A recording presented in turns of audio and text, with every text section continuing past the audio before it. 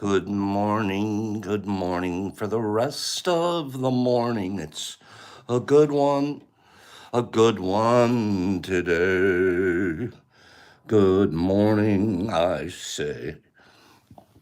Good morning today. We're going to watch a video soon. Give me a couple of minutes, get a couple of people here. Herbie Von Werby Kabop. Good morning, beautiful Jolie. Good morning, Herbs. As soon as As soon as we get a few more people here, Deborah. Good morning, Miss D. Good morning, Vague. Do you know what I'm talking about? Jesus Christ, good morning. See, I'm gonna play this video, but I want a couple of more kiddos here. IG, wait, what did you just say, Sandy? You got taken down? Oh boy, let us know your new number right away. And everybody out there, go to your own homepage or whatever and tell them to follow Sandy. It sucks when IG takes us down. Pops is on his 18th IG page, believe it or not. 18 times over the period of 3 years. Okay, Sandy. I'll be honest with you. Often, the appeal works. Often, the appeal works. They're actually surprised when they get somebody to appeal. So, hang in there. Okay, let's play this goofy stuff. I walked into the kitchen yesterday and I said to my dad, "Hey, I'm hungry." And my dad said, "Hi, hungry. I'm Dad." Oh, we gotta be careful what we do to our kids. Well, we were having dinner and Dad spilled his peas on the table. He looked right at me and said, "Oh no, I have just peed on the table." No.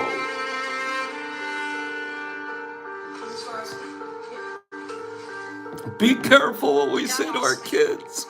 Have you heard about the new movie, Constipation? I was all like, "What? No." And he said, "It never came out." Who even calls a movie Constipation? Isaac now hates the film We industry. were going past the aquarium. He said to me, "How many tickles does it take to make an octopus laugh?" And he said, 10 tickles. But what? Oh, tentacles. Scared of aquarium. Hey, Dad, can you make me a sandwich? And what did Dad say? Abracadabra. You are a sandwich. I walked into the kitchen yesterday and I said to my dad, "Hey, I'm hungry." And All right.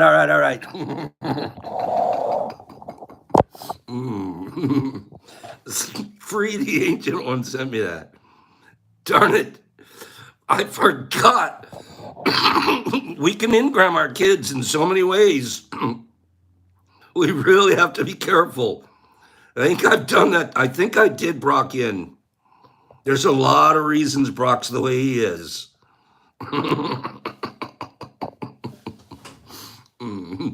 Now, Sally is afraid of aquariums.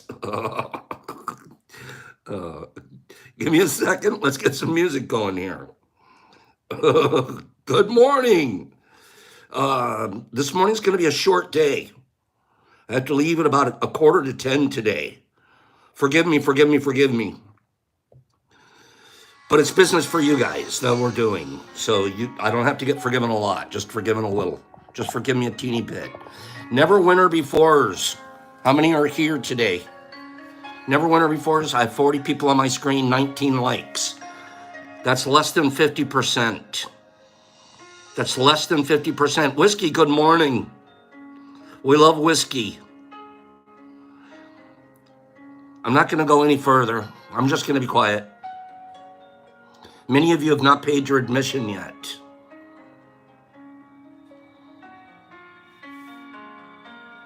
I'm looking at my watch. I'll just be back. How's that? I'll come back. Here. Let's just go. We'll just go in this direction. Here we go. Let me just stare at that stuff. The loading center. When you guys want me back, you'll let me know. There'll be about 34 to 35 likes on the screen. That's when you want me back.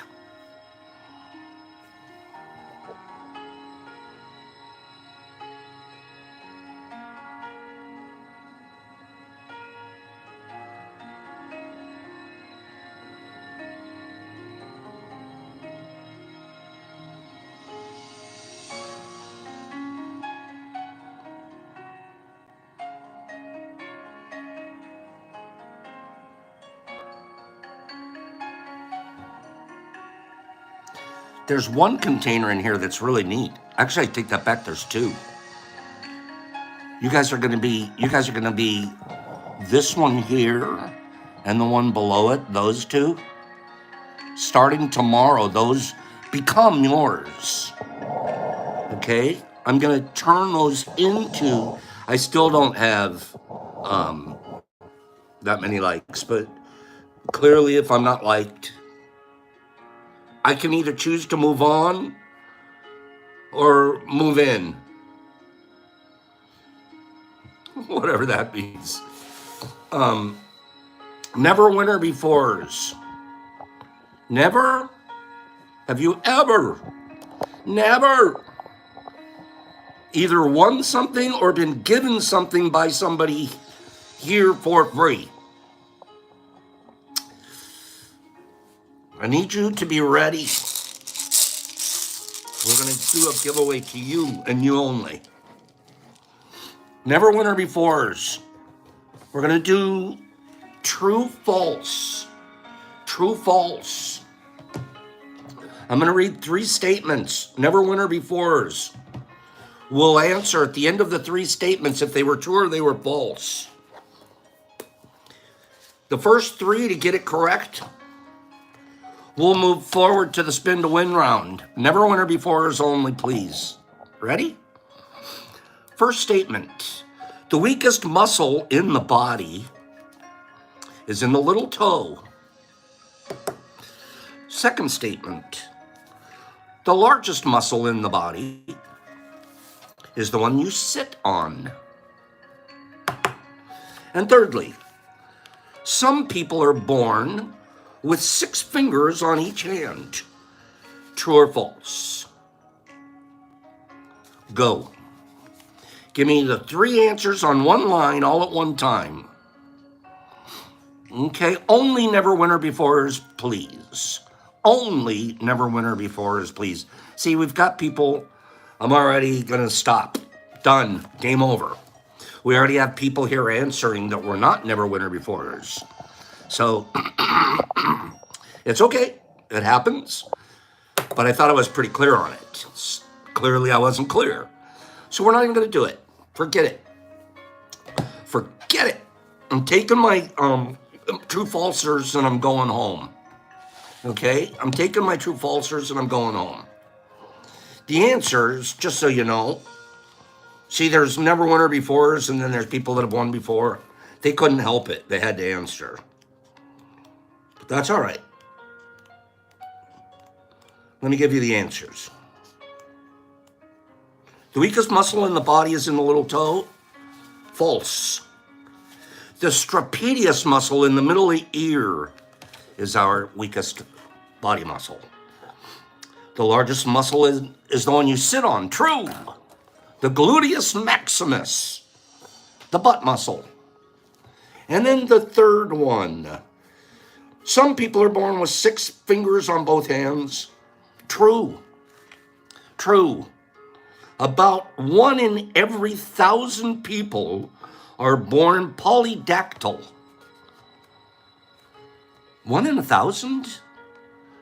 I would think I'd see more of them if that were true. I would think I would see more of them. Cats get polydactyl too, right, Kim? Yeah. Okay, may I ask you guys if it would be possible for me to try that again? Can I try that again with just never winner befores? Please, let me. Can the people that have won before please not play this time? Please, maybe. Please. I'm waiting for an answer. Can I try that again, please? Please, I'm going to try it one more time.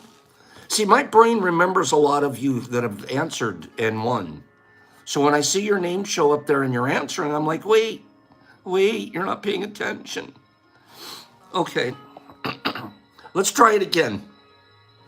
Let's try it one more time. Never winner before is only. You know what a never winner before is? Officially, somebody that's never won before. Somebody that Pops has never sent anything to for free. Sometimes, well, I didn't win. Joe gave it to me. That's a win. Because I mailed it to you. So let's get this one. I'm going to do 3 more. Future President Donald Trump appeared in the first Home Alone movie in 1990. Is that true or false? Former President Barack Obama collects comic books. Is that true or false? And thirdly, videos recorded using the TikTok app can be up to 3 minutes long. True or false? Okay, never winner befores, I'm looking for your answers. Never winner befores. Vegito, let's answer once only, okay? Let's try to answer only once, or of course you're going to end up getting it right. So let's play it straight for everybody. Okay? What do we think? What are we thinking here? I asked 3 questions. There aren't that many that never winner before us here. Do you guys notice them? We have 3 people answering so far. We have 3 people answering. I might as well just put them in. Okay? I have 1 person that just got it correct. I have 1 never winner before that just got it correct. Should I just give it to him? Greenie, you're out of control. That's funny. You know what? We're just doing it. Justin White. Just in case you're correct, here's the answers. False. Donald Trump appeared in Home Alone 2, not Home Alone 1. Number 2, President Obama has a collection of Spider-Man and Conan the Barbarian comics. Thirdly, false. The maximum length of TikTok videos is 60 seconds. I didn't know that. I knew the President Obama one. I knew the Donald Trump one. Hey, I used to love Conan the Barbarian. Matter of fact, when I was like 13 or 14 years old, I asked this is a true story. True story. Justin, I'll show you what you want in just a second. True story. I'm now 13 or 14 years old. You're at about that age where you wish you had a different name. Was anybody have a time in their life where they wished they had a different name? First name. I was like, I don't want to be that guy. There were about 4 Chris's in my class growing up. There are all kinds of them. I think it's a thing, right, Sharon or Mike? I think most people, I don't know, but most people are like, I wish I had a different name. And it's usually like the cool kid in the class, Eric, or somebody else. I think most people wish they had a different name, okay? Even Badgie, he dropped his first name, okay? I think some people switch over to their middle names. You guys don't want Pop's middle name. Justin, I haven't forgotten about you, but I still want to talk about names. Names are funny. Names are a funny thing. Because when I was 13 or 14 years old, that's what I wanted. I want it to be, I told my friends, I told everyone I knew, call me Conan. This was before Conan the Night Show. I was like, I'm Conan. And I'd walk around thinking I was Conan the Barbarian. I read every Conan book there ever was, every comic book. Conan. Never. That was, most kids go, okay, I'd like to be Kevin. I'd like to be, you know, Austin or something. Pops is, I'd like to be Conan the Barbarian. Justin White would like to know what he won. Justin, if you send me your address, please, at the DetroitMushLab.net, all on one line, DetroitMushLab.net. I'm going to send you this. There's a few grams of Ghost in here, and there's also 10 Ghost capsules. So it gives you a little sample pack. We're going to be giving these away this week, where you get the capsules and the fruit in one package. Jesus Christ wanted to be Xena. That's weird, Jesus, but I'm not surprised. Justin, you're going to love this prize pack, and I'm going to love getting your address at the DetroitMushLab.net. Did I tell you guys I need to leave at about 9:45 today? Yeah. I have a little bit of business that I got to get out of here. Okay? But we'll make up for it later this week. We have fun planned. I was watching something on the news this morning. I'm going to make this a contest. Now everybody can play. Everybody plays. I'm going to give away one of those packages to the winner of this one. Okay? It's a question. First of all, let's talk about it for a quick second. Work at home people. I always wished I had a job where I could work at home. And I know for a fact, this is true, even though I'm impeccable and I try to be honest as the day is long and all of that. I don't think I'd be as productive if I worked at home. Give me a day or two, a week at home, but if I get to stay at home all the time, it's the same thing as doing the show without pants. How much work would you get done not wearing pants? Some of us could be more productive. I appreciate that too, Niffy and Matthew. Pops knows for a fact that I'd figure out a way to game it. I know I would. Plus, I wouldn't wear pants very often. Okay? The CCS. You notice I never stand up during the show. Laura says she's more productive. Okay. See, this is Pops only. This is Pops only. Wait, people wear pants at home. I don't know. Badge? I'm not sure. How many this is just a quick question. It's not a contest or anything. It's just an idea. How many of us think that it's okay? Because I know the number. Americans. Average American. Poll. It's a poll. Polls are so full of it. Because polls are only as good as the people that answer them. They're actually only as good as the person asking the question. Mike Barabal, you're telling us too much. You and Jesus Christ need to talk. Polls. We have a poll that tells us what percentage of Americans. I don't like Celsius, Kent. I don't like him either. Pop's been awfully problematic lately.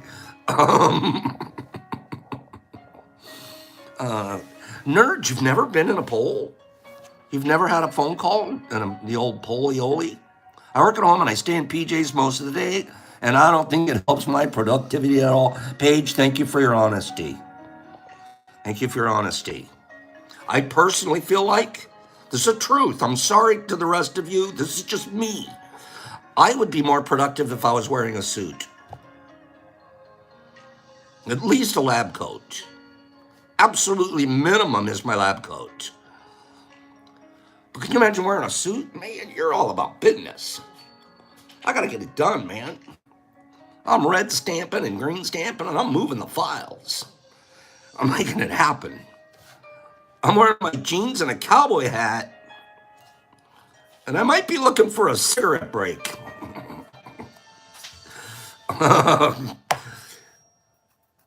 What percentage of Americans think it's okay for men, Joey? Could you imagine me sitting here doing our tea show with a suit on? That'd be hilarious. Okay, Badgie, you're out of control this morning. What percentage of what percentage of people think it's okay for an American man to wear open-toed sandals to work? Open-toed sandals to work.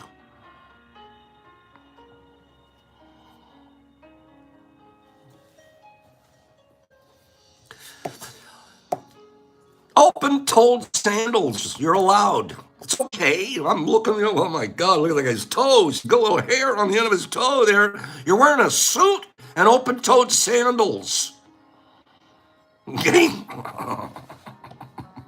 Badgie's like 0. Darn it. You know what? It's about 50-50. The answer's about 50-50. Most of us, I don't care what John's wearing in the booth next to me. If he wears open-toed sandals, that's his problem. Open-toed, moms? I'm on the 0%. No one in my company's wearing open-toed sandals to work. No, I have a dress code. See, this all came from the dress code. This is one more. Pops doesn't do politics, but I have to do this politic. So the Senate yesterday, I don't know when, recently, they've relaxed their dress code. I didn't even know they had one. They have a dress code. They relaxed it because that one guy in Pennsylvania likes wearing hoodies and shorts to work. So they said, okay, from now on you can wear hoodies and shorts to work. Oh, they got all kinds of people pissed off about that. The old politicians up there? What? The Pennsylvania guy. Just look at him. He looks a little dumpy just to me, he looks a little on the dumpy side. Sure, he's a nice man. Sure, he's doing a lot of wonderful things, and people voted for him. Looks a little on the dumpy side. I'm not sure. That's my senator? Now, if it was a Mushfest hoodie, that'd be another thing. Yeah, Mr. Phillips, I know he did, and I'm not making fun of him or anything. I just think that in our Senate, here goes Pops with an opinion. He looks a little dumpy. I think he's a good man. He's got some great ideas. It's almost disrespectful. And yet the other side of it is it really? Why just because I'm wearing a tie with a lapel pin and the American flag in my lapel, am I a more squared away senator? So I get confused by the whole thing. It's a weird concept. I'm going to ask a question. This is a contest question. You have to get the number exactly right. It sticks in my craw a little bit. I'd like to see him, maybe a sports shirt, maybe a collared shirt. Huh? The guy's wearing shorts, open-toed sandals, and a hoodie, and arguing bills on the floor of the Senate.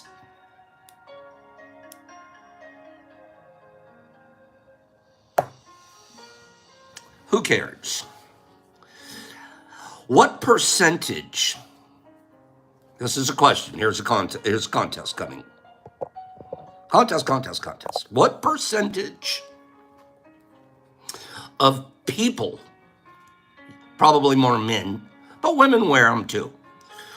What percentage of people wear a suit to work in the United States in 2023?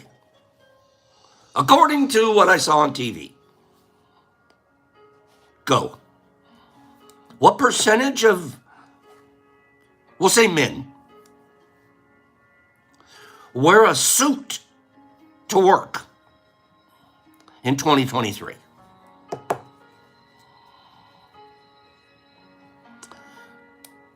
None of you are even close.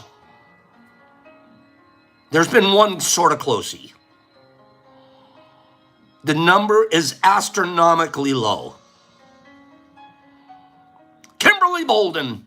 Kim killed it again. Kim's the smartest girl in her house right now. Kim, 3%. 3%. Only 3% of people are putting on a tie, doing the whole, I don't look like Jesse look. That surprised me. I would have put it at a 10. Something like that.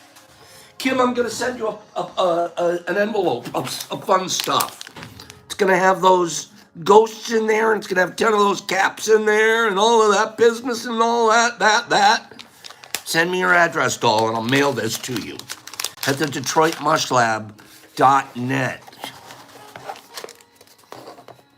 That's a weird one. 3%. You would think there's more lawyers alone than that, right? A couple of undertakers, throw an undertaker, throw an accountant in there, throw any politician that's not from Pennsylvania, a random CEO here or there, bankers, 3%. I'm calling BS. Anybody want to see if Pops is wearing pants?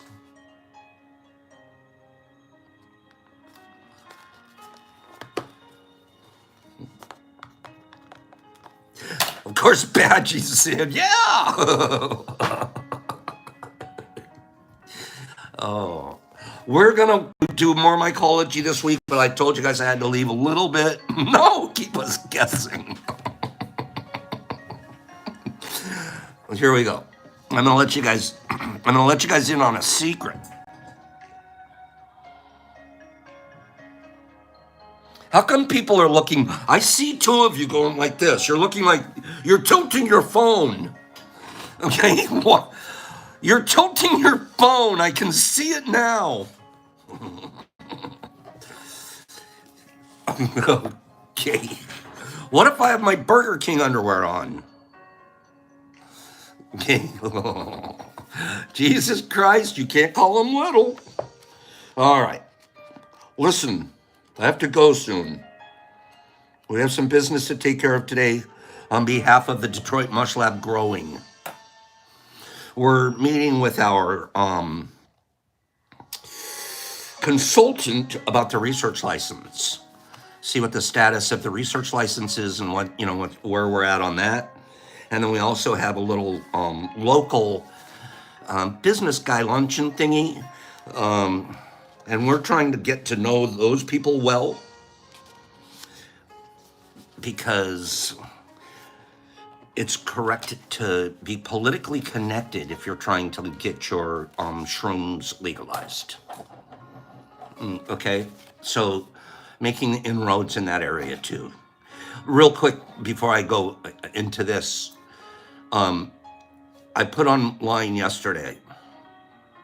You saw what I put on. I'll leave that alone. About recently, I don't know what's happened. Maybe it's the time of year. I'm not sure what's in the water. but I've had 3 or 4 friends here, and including a friend of mine, 3 or 4 of you here who have had recent deaths in your family, recent passaways, passing ons. We have so many euphemisms for being able to speak of people that are no longer here.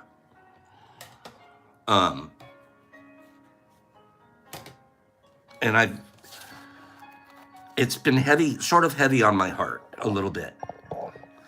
Then out of the blue, Gypsy Life reaches out to me and talks about a stepfather passing away, and asked me, is there any way I could put in a word on that?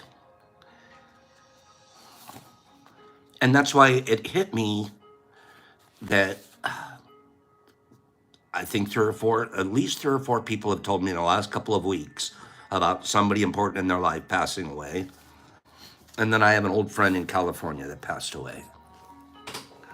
So I thought, let's, even though it's not always the most positive subject, when we've been talking about love, and we're going to get back to talking about love again this week, I'd like to talk about death. Give me 5 people that think Pops, go ahead and tell us about, do a reading, talk about death.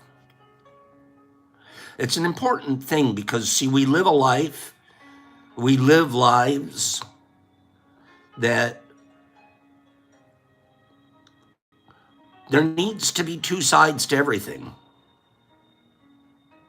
if that makes sense.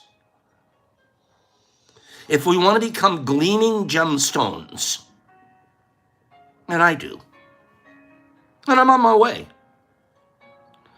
it takes polishing. It takes polishing. You have to actually go through some of the grind. Polishing can be abrasive. There's whetstones involved. There's sharpening and dulling and flaking off, and to create a good gemstone. And there's pressure too, right?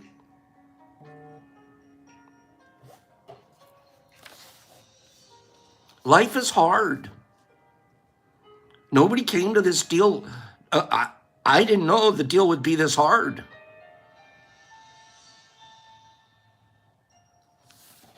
Think of that, nerdy. Even the death of, oh my God, a pet is one of the worst, because my pet, there's no one more connected to me than my little guy. And what we've done culturally is we put death in kind of in a bad place. We forgot to celebrate it. My mushrooms have helped learn me, help teach me maybe something I never knew before, that it's all a cycle. We think because of our ego, this is the cycle, this is it. There's another cycle. There was one before the one you're on. And I don't know if you're a human in this cycle. I don't know anything about what happens in the next cycle, what happened in the last. I don't know. I just look at nature itself, and there isn't anything in nature that doesn't have a cycle involved. Therefore, Homo sapiens must as well. And we need to reappreciate what death really is. Death isn't, oh, that person's gone forever. Oh, I'm sad. You're thinking about yourself. You're not thinking about what nature's enjoying. Nature created that creation to allow it to have a cycle.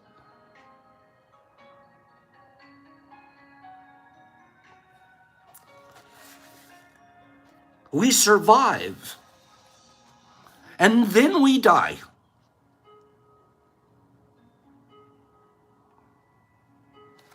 Nothing escapes the Creator's cycle.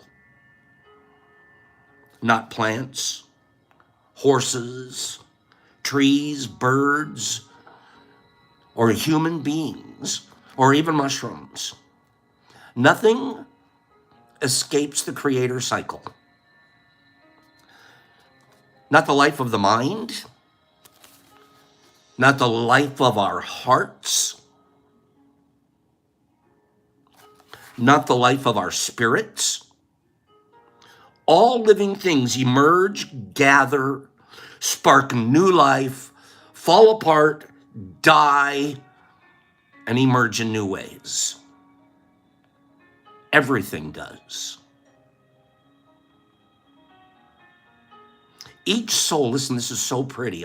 This is so pretty. This is written so well.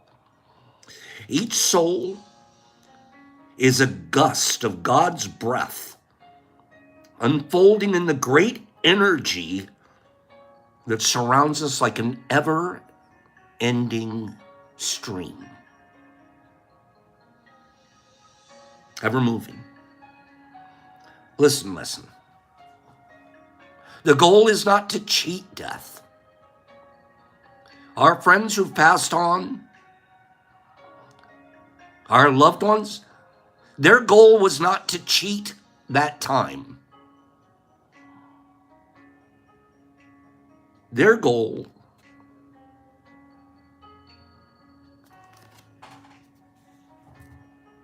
was to live in that stream that we spoke of, that moving God breath stream. To live in it, the goal is to live in that stream. That's where we are right now. We're living in a stream. Our goal, the goal of those that left us, wasn't to cheat death, but it's to live in this stream with humility. That's the most important part, is to be humble. When we see how grand the whole system is and we're a petal on the flower of the deal, we need to live in this stream with humility, looking at the vast scope of what it is that we're a part of. And we didn't try to escape it. We enveloped ourselves into it. The goal is not to cheat death, but to live in the stream with the humility and an aliveness that only an acceptance of death can release. We need to live with humility but aliveness. I'm a small pimple, but I'm so alive. I'm so alive I can accept death. It's part of the deal. It's coming. I'm so alive. I'm just part of the cycle. The more alive I am, the more I realize I'm in a cycle. The more dead I am, the more afraid of death I will be. Give me somebody that says that makes sense. When we try to deny death, we grow sick from it frantically, chasing any other challenges that will occupy our minds. In living that extreme, we can grow sick from thinking only of death and from letting death be what we see. This makes a sad career for fear. So one more paragraph. Beyond all design and desire, I have a design. I'm designing this mushroom empire. I have desires. Desires to be popshrooms. And everything that means, with humility and aliveness. But guess what? My designs and my desires are secondary to what? Survive. To be alive. Not all of your designs and not all of your desires are going to come true. But you're surviving. We survive. And like stones that are eroded by forces that can never be seen or stopped, guess what our reward's going to be? Our reward's going to be the pain and wonder of seeing our own inner beauty. Wait a minute. You're telling me that I'm a stone, I'm going to be eroded by forces that I can't see and I can't stop, but my reward is I get to see the inner beauty. Yep, that's what I'm telling you. What we carry deep within, if we live honestly, it will be seen without. Who you are on the inside gets seen without. You're not faking anybody out.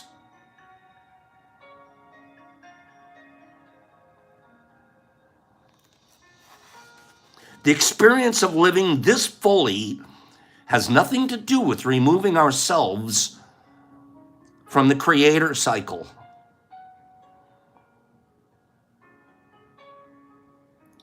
We don't remove ourselves from the cycle. We live in that cycle. Too often we struggle stubbornly in an attempt to protect ourselves from the friction of being alive, when it is precisely that friction that works our spirit into a seeable gem, our polish. Too often we avoid being polished because we don't realize we're being worked into an amazing gem. I'm okay on my time here. I got 3 and 4 minutes. We are more malleable than we think. I'm speaking to those that have recently had people leave their life. You're more flexible, you're more rubber, you're more malleable, you're more middle of the cycle than you could ever imagine. You're right exactly where your soul breath belongs. And you actually have the beauty of getting to see a cycle. Most of us walk around, we don't have to think about death. It's present and it's in your current time frame. People like Gypsy and people like Kent here that are saying, when you've just recently had this separation, now's the time you look at yourself and go, man, I'm more malleable than I thought. I can look at this and see it as a cycle, not as a loss. I can look at this and go, man, this is a good example that I'm on the road to the same place.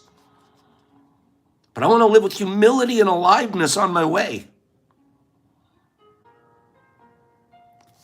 Final. Thin and fragrant petals, which is what I think we are. When I really look at it, I'm a thin and fragrant petal. I said that earlier. I said, I'm just like a pimple. I'm one petal on a billion flowers. One crappy little petal all by himself. Thin and fragrant petals do not hide from the wind. They survive to die and then live again. Those little petals on the flower that wilt away, they survived, they're dying, they're coming back. Even within one life, You and me. Even within one life, we shred and we reroute. Do we not? We shred old things and we reroute new things. In a one life. In one cycle. Our gloriousness is that as Homo sapiens, we get to make a lot of choices. Some of those other creation cycles, they don't have choices. They just go through the cycle. We break, we bleed, and then we are rearranged into yet another beautiful thing that learns how to reach. Resisting this process will double your pain. Singing our way through it is the path to wisdom and beauty.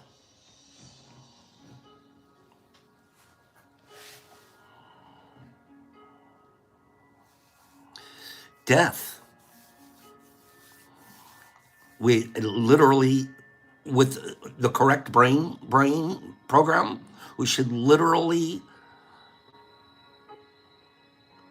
almost be anticipating. I mean, I should almost be gloriously looking forward to it. I get to be a complete cycle then.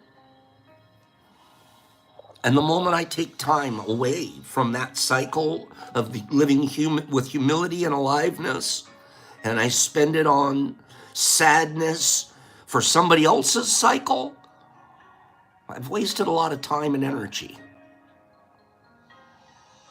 I've wasted a lot of time and energy. That person didn't need me to waste my energy on their cycle. So dry up your tears at those funerals.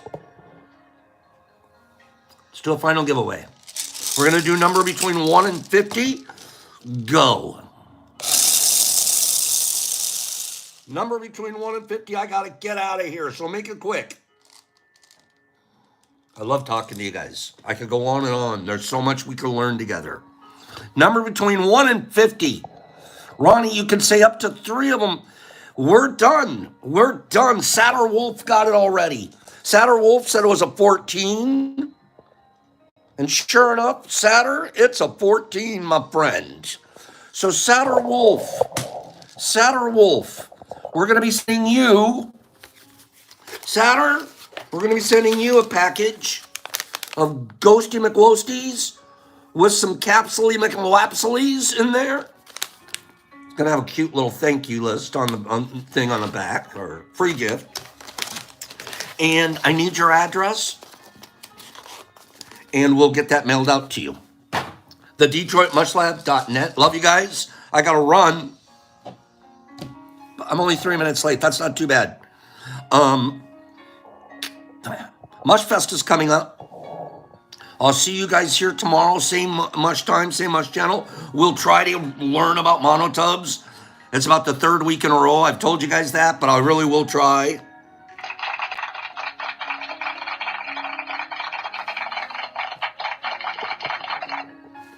And in the meantime, I want you guys to go have a wonderful day. Okay?